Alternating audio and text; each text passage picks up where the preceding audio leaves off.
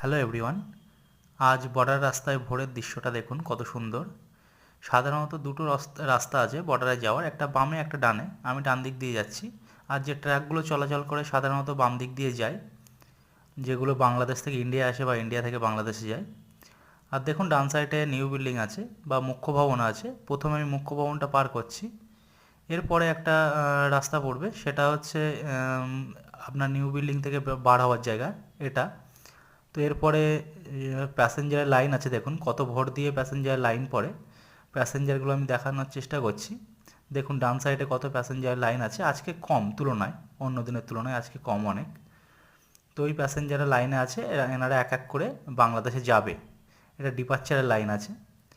তো সামনেই zero point, সেহেতু এখানে শেষ করে দিচ্ছে তো লাইনটা, তারপর থেকে এই ডান সাইডে ঢুকে যাবে ওরা। আর আমরা যাচ্ছি জিরো পয়েন্টের দিকে, সোজা লাইট জ্বলছে, লাইটটা জিরো পয়েন্ট।